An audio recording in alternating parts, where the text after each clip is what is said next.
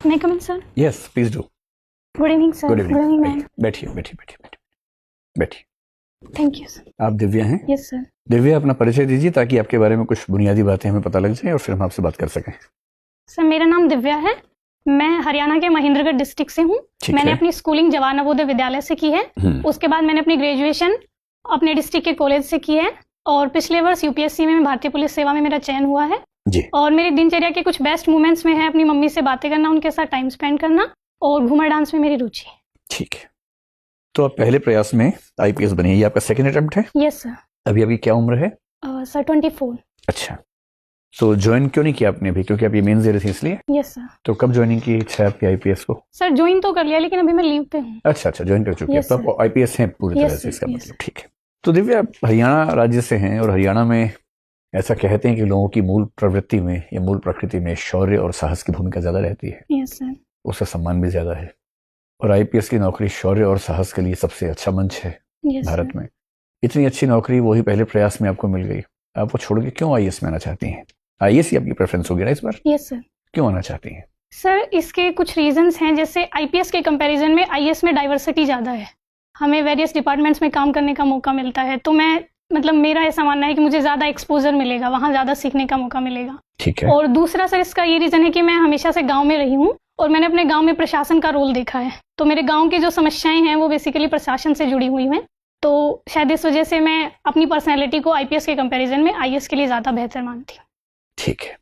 जैसे हरियाणा की समस्याओं में से एक समस्या है फीमेल फेटिसाइड की। Yes sir. मादा भ्रूण हत्या कहना चाहिए, बालिका भ्रूण हत्या। Yes sir. आप एक पुलिस अधिकारी के तौर पर पीसीपीएनडीटी एक्ट को ठीक से इम्प्लीमेंट करने में भूमिका निभा सकती हैं। Yes sir. ताकि कोई भी अस्पताल, कोई भी लेबोरेटरी भूल से भी ऐसी इंफॉर्मेशन किसी होने वाली माँ को ना दे सके कि उसके पेट में, गर्भ में मादा भ्रूण है। Yes sir. या कोई हॉस्पिटल एबॉर्शन सिलेक्टिव तरीके से ना कर सके।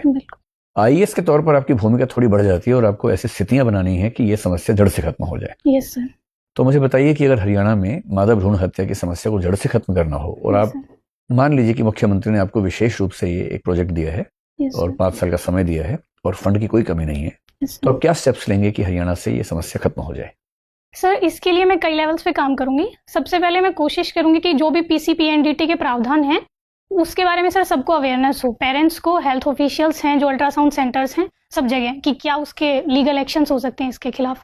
दूसरा सर, जितने भी अल्ट्रासाउंड सेंटर हैं, अगर मुझे कोई भी इन्फॉर्मेशन ऐसी मिलती है कि वहाँ ऐसा किया गया है तो मैं तुरंत उनका लाइसेंस कैंसिल कर दूंगी।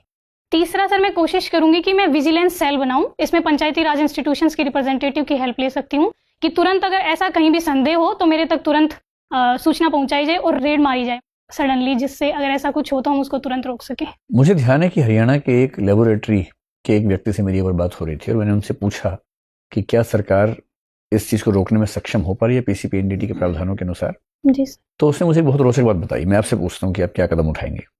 उसने बताया कि लेबोरेटरी में डॉक्टर्स और जो स्टाफ है वो पैसे लेता है मरीजों से ये बताने के लिए कि भ्रूण मेल है या फीमेल है। तो मैंने पूछा कि फिर वो फंसते क्यों नहीं? तो उसने बताया कि सर तरीका ऐसा है कि दुनिया की कोई सरकार फंसा ही नहीं सकती है। yes, वो जब रिपोर्ट बनाते हैं सिर्फ इतना बोलते हैं कि रिपोर्ट लेने के लिए मंडे को आ जाना या फ्राइडे को आ जाना। मंडे यानी मेल, फ्राइडे यानी फीमेल। इस लेवल पर जाकर आप कैसे किसी लेबोरेटरी को फंसा पाएंगे? तो इमेजिन कीजिए कि आपके जिले में इस स्तर पर चीजें हो रही हैं और ये मंडे फ्राइडे तो एक तरीका है, इसके और 1000 तरीके हो सकते हैं। कोई सिर्फ इतना ही तय कर ले कि मैं दाएं हाथ से साइन करूं तो समझ जाना बेटा है, बाएं से साइन करूं तो समझ जाना बेटी है। ऐसे 1000 तरीके हो सकते हैं। इस लेवल पर जाकर कैसे बदलाव करेंगे आप? सर अगर ऐसी मानसिकता है तो वो बेसिकली सोसाइटी के स्तर पर ही चेंज हो सकती है। जब तक सर महिलाओं के लिए समाज में एक्सेप्टेंस नहीं बढ़ेगी, उनको एम्पावर नहीं किया जाएगा, तब तक लोग सर किसी ना किसी तरीके से दुरुपयोग करते रहेंगे। तो अगर ऐसा दुरुपयोग हो रहा है तो लॉन्ग टर्म में तो मैं सर यही करूंगी कि वुमेन एम्पावरमेंट का काम किया जाए। बेसिकली लड़कियों के लिए ऐसी कोई स्कीम्स लाई जाए ताकि जो पेरेंट्स हैं वो सर लड़कियों को बोझ ना समझे। और सर ये जो एक्शन हो रहे हैं किसी लेबोरेटरी में, तो इसके लिए सर विजिलेंस सेल ही हो सकती है जो मुझे गुप्त इन्फॉर्मेशन दे दे और मैं उसके लिए एक्शन करूं। हिंदी साहित्य के विद्यार्थी हैं, क्या हरियाणवी साहित्य का योगदान हिंदी साहित्य के विकास में देखा जा सकता है? सर बेसिकली हरियाणा में हिंदी का कोई बड़ा कवि तो नहीं हुआ है, लेकिन जिस टाइम सर हरियाणा बना नहीं था सेपरेट रीजन, उस समय दिल्ली के आसपास अमीर खुसरो जो हैं उनको सर हिंदी का हरियाणा के क्षेत्र में इंक्लूड किया जा सकता है। तो सर इन्हीं को मैं मानता। हरियाणा के कोई प्रसिद्ध हिंदी कवि या हिंदी उपन्यासकार, हिंदी कहानीकार? सर जिन्होंने हरियाणवी में लिखा है या हिंदी में भी लिखा हो लेकिन हरियाणा से हो? सर एक लक्ष्मी चंद है, जी। रागनी लिखी है सर उन्होंने, बेसिकली हिंदी में और हरियाणवी में, दोनों में। जो रागिनी हरियाणा में है उसको हिंदी साहित्य के फॉर्मेट्स में किस फॉर्मेट के नजदीक मान सकते हैं? सर कविता में इंक्लूड किया जाएगा। हिंदी साहित्य का विश्व साहित्य को क्या योगदान है? कुछ ऐसे कवियों का, कुछ ऐसी रचनाओं का जिक्र कीजिए जी सर। जो पूरे विश्व साहित्य में अपनी छाप छोड़ने के लिए मजबूत हैं। सर एक तो अभी हाल में जो गीतांजलि श्री को बुकर प्राइज मिला है रेत समाधि के लिए। जी।